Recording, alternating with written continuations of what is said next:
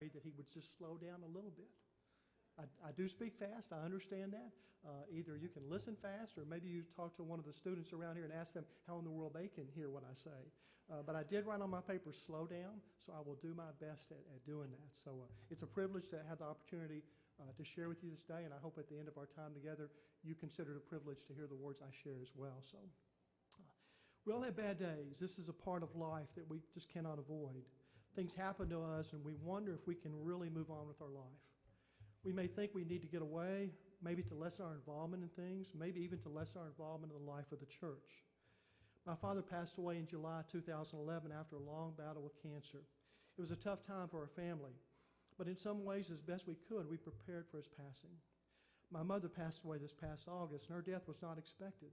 We had not prepared for this. I remember my brother and I sharing the thought that we would have her around for many years to come. I used to share with her, she was 84 when she passed away, I used to share with her, you're doing pretty well for an old woman, aren't you? And because she was in good health, but her passing was not expected. We were devastated.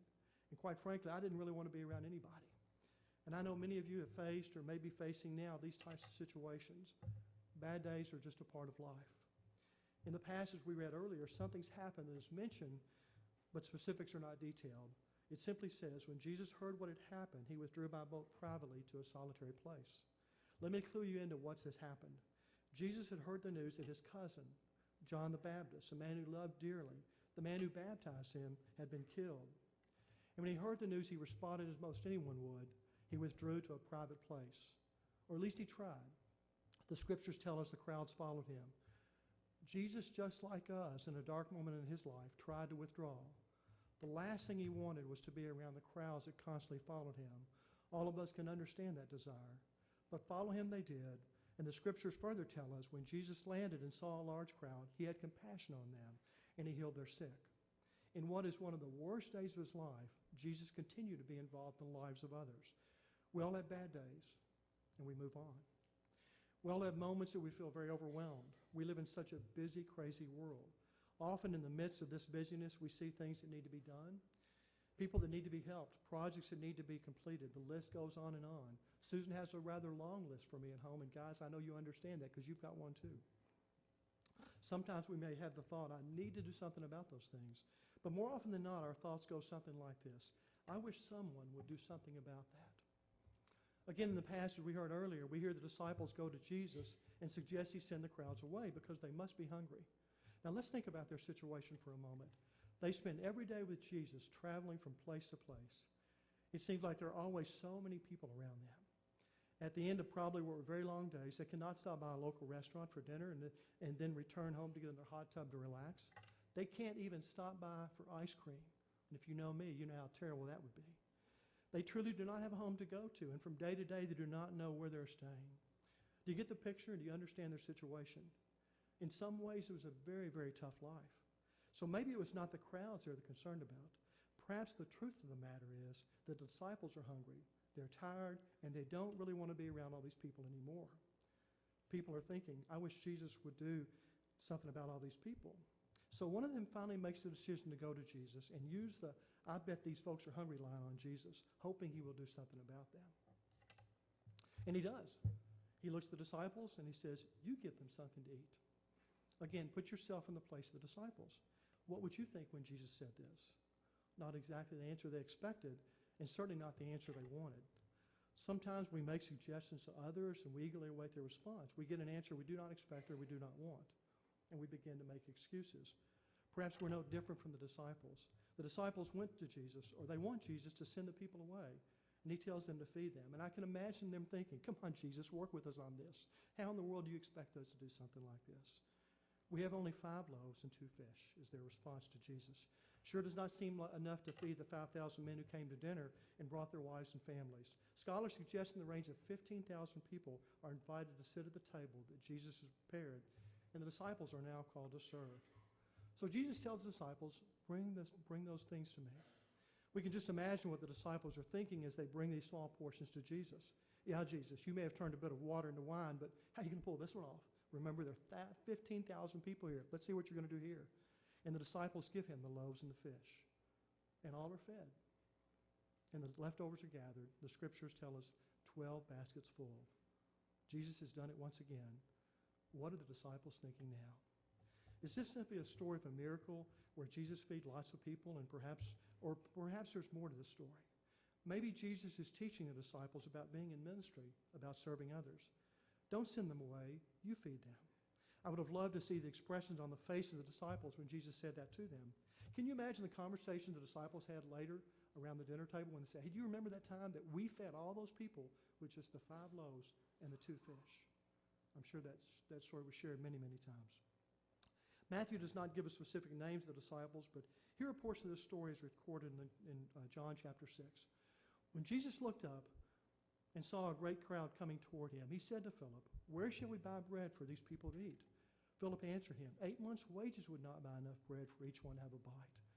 Another one of his disciples, Andrew, Simon Peter's brother, spoke up. Here is a boy with 5 small barley loaves and 2 small fish. But how far will they go among so many? Unlike Matthew, John mentions people by name, and we can perhaps get an idea of the type of people they are by reading this. And there were a couple of folks who came to my attention. First, what about these loaves and fish? Who brought them?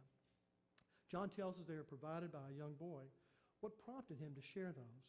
Did he have any idea that his food could really help feed all these people? An author says, Jesus takes our little, blesses it, and produces fruit beyond anything we can imagine. I can just imagine the face of this young boy when he saw what Jesus did with his dinner. The boy shared what he had. What about me? Am I as eager to share what I have? What about you? Are you willing to share all that you have? What fruit might result from our willingness to share what we have? Think about what Jesus did with 5 loaves and 2 fish. As I read this text, I try to get a picture of the disciples and Jesus talking about the situation. First, there's Philip. Philip is talking about what it would cost to feed all these people. Philip is the accountant, or perhaps the church treasurer. Monty, our church treasurer, does such a great job of the position here, and he watches the money we have, watches our resources, helping make sure we spend wisely, and he does a great job with that. We need people like that. And then there's Andrew. Andrew shows up with information about the young boy and the food he has. It strikes me that some are talking to Jesus about the situation, and some are wondering what in the world they're going to do, while Andrew is out looking, trying to find a solution. Some of you have heard the term around the church, Andrew Link. This is what we used to call lay mobilization. Simply put, this is a group in the church that is helping us think about the way that we do ministry within the life of the church and within the life of this community, helping us identify needs in our community and how we can best help meet those needs. They're helping us be the best church for our community, and they're doing some very good work. I read this, being disciples means more than just being learners. It also means being workers. Sometimes for miracles to happen, disciples have to do a lot of hard work. The work of the disciples is honored, used, and magnified by God. If I take a look at Andrew and the boy providing the food, I'm reminded that we're called to be about the work of Jesus and not just at dinner time. So what about us? Where do we fit into the story? Is it not our desire to be the modern-day disciples? Maybe this is really a story about us, about how we as disciples are called to be about the work of Jesus, the ministry of the church. We identify needs, we provide our resources, and God in some mysterious way uses our resources to meet the needs of others. I get to see this lived out each and every year with our Hands of Christ mission teams. Our students and adults choose to go. You as a church family help provide resources for these teams, and God does some miraculous things. I wish you could all be a part of these teams. Some of you may think that's a hint. You take it as you want to.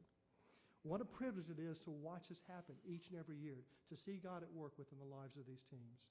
But I think the message goes far beyond us as individuals. Perhaps the message is to us as a community. The role of the disciples illustrates this mission of Jesus is also intended to be mission instruction for the community. Don't send them away. You go feed them. Instead of sending the crowds away, the disciples are to feed them, to meet their needs.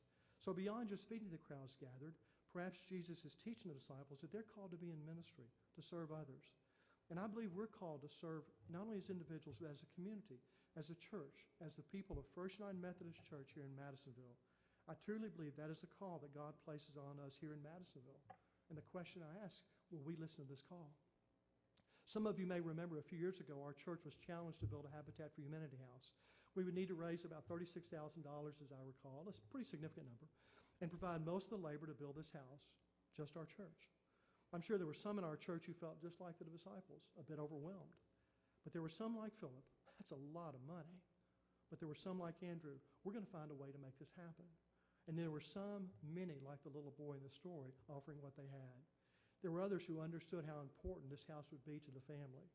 And I wonder if they understood how important it would be to our church. And I asked that question because we did have that dinner and raise the money. And we did provide the labor to build that house. And we did gather and celebrate with that family as they took ownership of that house. God took our resources, used them to meet the needs of other people. Perhaps we all had a better idea of what it meant to be in ministry, to be the church, after that home was completed.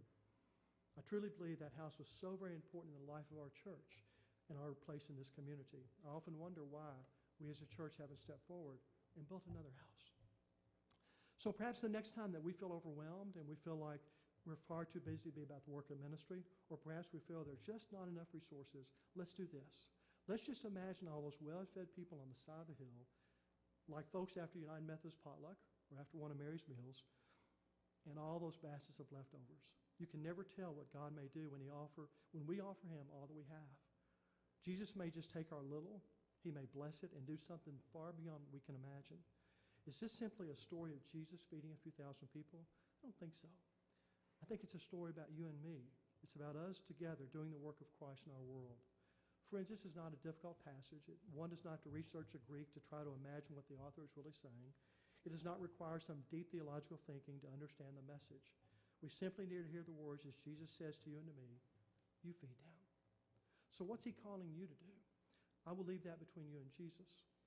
Recently, we collected school supplies to help children at West Broadway, and you were so very generous with that. Several carloads, Trace told me.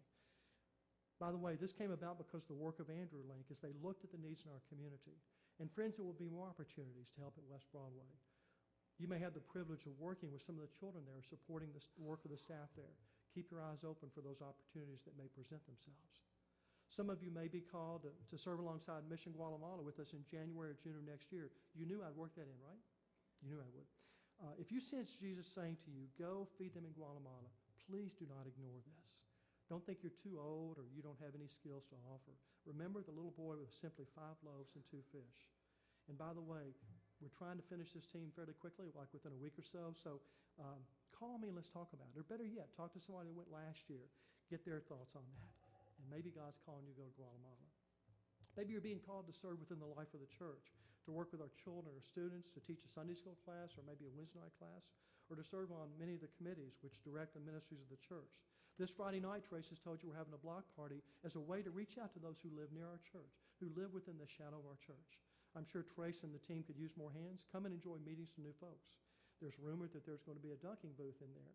We'll see who gets in that dunking booth. That could be fun. There are lots of opportunities to serve. Remember, one of the vows of church membership is to support the church with our service, or perhaps better said, to go feed them. Our church serves at the Evansville Rescue Mission each month. Have you served there yet? Maybe it's your time to go. And think about the organizations in our community that meet so many needs.